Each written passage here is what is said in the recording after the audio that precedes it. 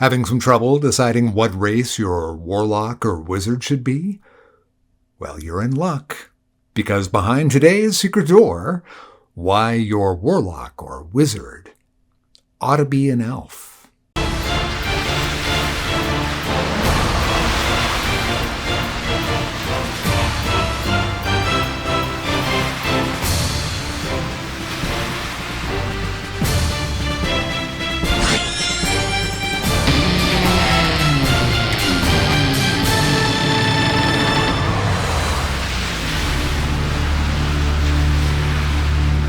So behind today's secret door, why your warlock or wizard ought to be an elf. This is Secret Door, a channel devoted to in-depth discussion about Dungeons and Dragons, and my name is Matt Morich. All right, I have started a Patreon. If you're interested in supporting the channel, your help would be greatly appreciated and much needed. And many thanks to Marcelo, Doug, and Jamie for your support. The link will be in the pinned comment and in the description. So this is going to be a pretty short topic, I think, but it's well worth talking about. This one really snuck up on me, and I'd just like to give you just a little bit of a touch of where it came from for me. So I've been talking an awful lot lately about things like the lucky feat, where people seem to think that because it got nerfed, that means that it's now bad. Now, this is a very normal reaction, and I've talked about that too, and I've learned the hard way to just now judge things for what they are. But here I go, and I did the same thing myself when it came to certain my opinions or evaluations of some of the races. And it just snuck up on me when I was doing the the Illusionist test drive, that elves are actually going to make some very good wizards, particularly high elves. And I'll get to that in a second. Why did I ignore the elves? Because they got nerfed in a way that really annoyed me. Elves had always had proficiency with certain weapons like longbow, longsword, and now most recently rapier, but rapier didn't even really exist way back then. So that had just been part of being an elf, and they took it away, and I thought that was really dumb, and I just really thought that they'd been nerfed unnecessarily. And so I kind of ignored elves. So I broke my own rule, and I didn't even realize that I was breaking my own rule with them. And when I started looking at what an elf can do in this edition, it's pretty strong. I just wanted to go over some of their strengths and weaknesses because I missed them. So if I missed them, chances are some of you may have missed them as well. So I'm going to go through these, and in no particular order here. We're going to start with trance. Now, all elves get trance reading as it is the equivalent of a long rest. So any kind of dispute that did exist in the 2014 rules, and it is now over. Thank goodness. Okay, now what that means and I've covered this in other videos, but I'm just going to quickly touch on it here. For a warlock, this is a really nice deal to be an elf, because starting at 3rd level, if you're traveling with a party and the party goes into a long rest and you go into trance, so they're going to be up in 8 hours, you're up in 4. You get up in 4 hours, you piddle around for 3 hours, you cast hex, you have a little jar of beetles that you cast a hex on one of the beetles and you kill the beetle. If you don't like that idea, take a hat of vermin. You could even do it to your familiar, but I think that's really mean. So don't do it to your familiar. You cast hex on that, smash it, and hex is now running. And then you take your short rest and you're ready to go with the rest of the party. And you have, at 3rd level, hex will be running for 4 hours. So you would have 3 hours of hex running for free.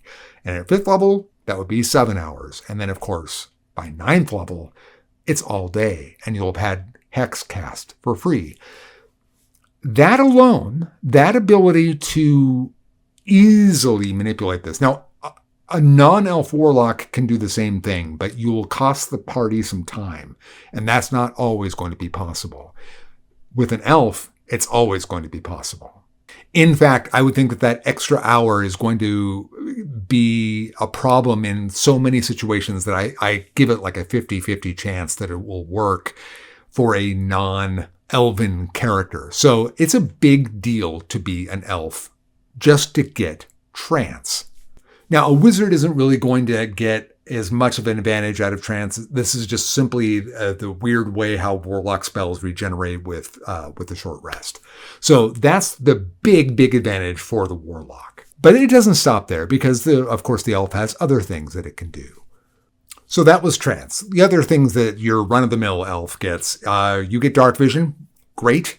You get advantage against the charmed effect or the ability to end the charmed effect. Advantage on saving throws. It's nice. I can't overrate this. It's not fantastic. But the fact of the matter is charmed effects can be really bad. Even though it's very situational, you really don't want to fail those rolls. So nice. And you're immune to the effects of magical sleep. Now, how often is that going to even come up? You could go through your entire career and that might not ever come up. So, it's nice. It's like barely above a ribbon ability. So, but nice. And then, of course, we get into the nitty-gritty of it with, of the three choices, High Elf, Wood Elf, and Drow. But let's leave off that and go off to the wizard really quick, because this is the one that really turned my head. So if you go with High Elf, and this is the one that a wizard is going to want to take with High Elf, at third level, you get Detect Magic. Now, when you read that, it doesn't wow you. It's just not all that exciting. Ooh, Detect Magic. But the fact of the matter is Detect Magic is really important in D&D. Now, here's why I did get excited about it, is you almost have to take that as a spell known, or not a spell known, but in your spell book for a wizard. So if you can wait the 2 levels until you get it as an elf at third level, that's basically a feature that's saying first level wizard spell of your choice. And you would make that choice at first level. So you're just really waiting on getting Detect Magic until third level. Now, that ability means that you could be converting, if you went with the general, what I would consider the normal optimal picks for a wizard, one of the ones that gets kind of like on the outskirts is Unseen Servant. It's a very useful ritual, but because of Detect Magic and the combat spells you want to take and whatever other rituals that you value, it's one of those ones that can easily be on the fence. It isn't going to be on the fence for everybody, but for me, it's one of those ones at first level that would be on the fence. Now that means that I can take that without worrying about it at first level. So I could get Unseen Servant or whatever I wanted. I mean, if I wanted Tasha's, I could take Tasha's, or I could take Burning Hands or Thunderwave or whatever I wanted at first level. So don't, as a wizard, see that as Detect Magic. See that as first level wizard spell of your choice at first level, because that's what its effect actually will be to your character. And that's really different. Then we get to 5th level, and you're talking about Misty Step. So Misty Step is a spell you're probably going to want to take as a wizard. It's not necessarily 100% must take, but pretty much it is. So that spell also reads wizard spell, 2nd level wizard spell of your choice at 3rd level, because that's when you'll be, and you can afford to wait on Misty Step. It's not something that's going to hurt you to wait. Now, there are a lot of great spells at 2nd level spells. So the ability to grab yet another one is really, really good. And of course, you get a casting. Now, Detect Magic is a ritual, and you do get a casting of it, so you don't even have to cast it as a ritual at 3rd level. But you get an actual casting of Misty Step as well, albeit at 5th level. But let's take a look at that now.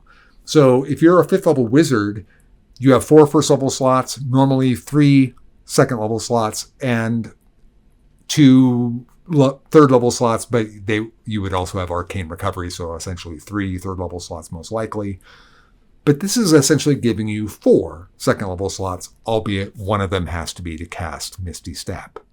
How that plays out looks a lot stronger than you might otherwise think. So it's a big deal. And at 2nd level spells, like I said before, There's a ton. You're always leaving 2 or 3 that you really want to have, and this is going to help you get one of those juicy spells. So a very, very nice ability. But the thing that sold me on the elf as a wizard is the cantrip. And I'm not a cantrip guy. They get prestidigitation. That's so hard to say. They get prestidigitation. I love that cantrip, but it isn't exactly something that you go, oh, I have to get the high elf for that. But they can trade that cantrip. The high elf can trade that cantrip out at a long rest for another wizard cantrip. Now, the wizard can do that as well. So if you're a high elf wizard, that means that you have 2 cantrips that you can trade out per long rest. Now, the ability to trade out a cantrip is really versatile and nice, but to be able to do 2, well, that's fantastic, because sometimes cantrips can actually do a lot of heavy lifting for you. Things that might not require, say, a spell, or maybe even something that a spell isn't really designed to do. You can kind of jury rig it with a use of a cantrip. So I don't want to oversell that to you, but it's a lot of flexibility, and the wizard is the king of flexibility, and so this just makes it even better. And the thing that really stood out to me once I actually read that about because I just missed it. I just missed that part with prestidigitation. I just missed it. So if you compare that to like other races and what they get, it's a standout. It's a strong standout ability. And the other stuff is really good. I mean, the other stuff is really why I would go with it. Having 2 extra spells that I would take anyway as a wizard and allows me to grab other stuff that I really, really want is great. That's why I would go with the high elf. But that's just a really nice cherry on top, a nice, big, juicy cherry. That's also going to be really great for a warlock. Warlocks obviously use cantrips all the time. Having one that you can trade in and out and move around and do what you needed to do, that gives the warlock some really needed flexibility. A class that is starved, unless they're going Pact of the Tome, say, with rituals, they're starved for flexibility. That gives them some nice room to wiggle with. And again, I don't want to make it sound like cantrips are some like overwhelmingly powerful thing. They're not, but they're useful, and especially if you choose them well, they can be really useful. Okay, so now I would just like to try and break this down with you. So if I would say that human is probably the gold standard for a wizard because you can get alert and you can get lucky. I mean, you get 2 origin feats and you get the heroic inspiration.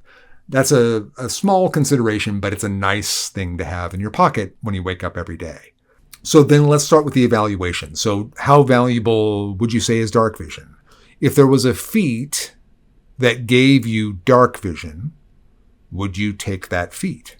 I mean, you might. It might be worth a feat. And let's just examine that a little bit here. So Magic Initiate gives you a first level spell of your choice from the major casters. So the dark vision spell is a second level spell, and that has a limited duration. This is dark vision forever. Is that worth a feat? Might be. It's pretty. Now, let's say you just threw in the Charmed. The being immune to Charmed. Would that be worth an origin feat?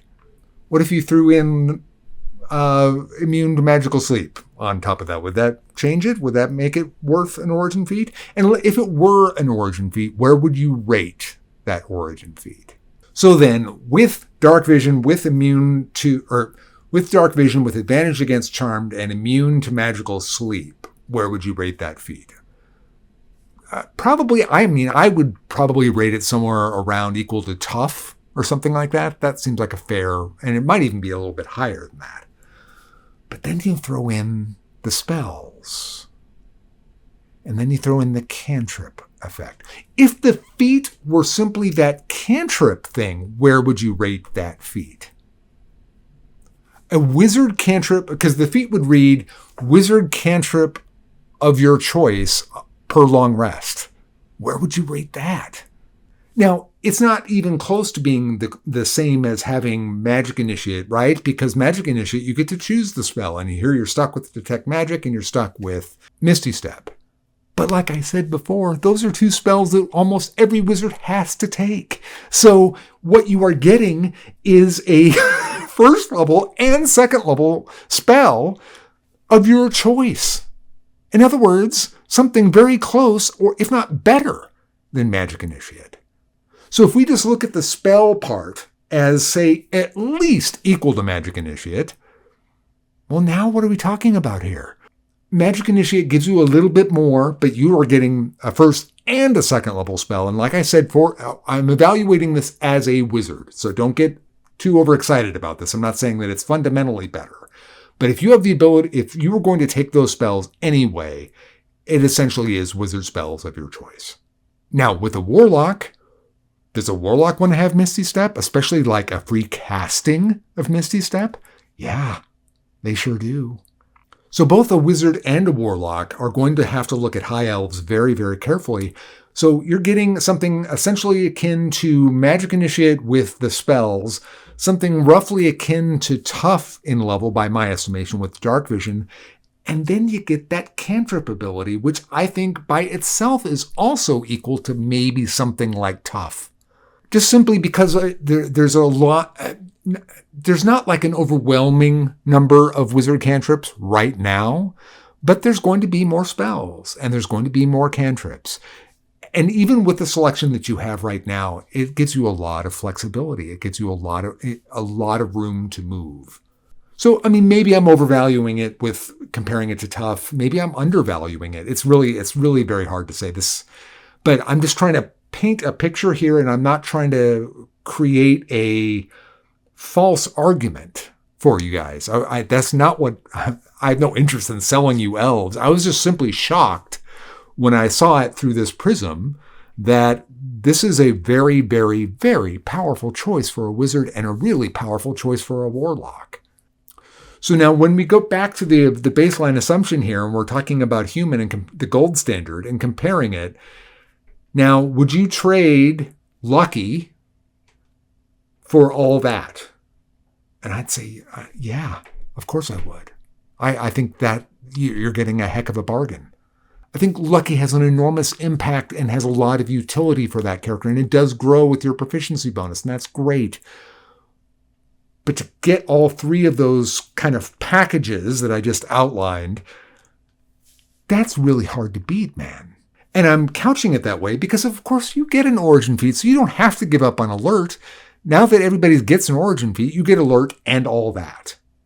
So who's better off? The human with alert and lucky and a heroic inspiration guaranteed every day, or having alert, dark vision, the dark vision package, the spell package, and the cantrip package? And if you are a wizard, spells are what it's all about. And if you have that and alert, I think there may be a new gold standard, and it might be the high elf.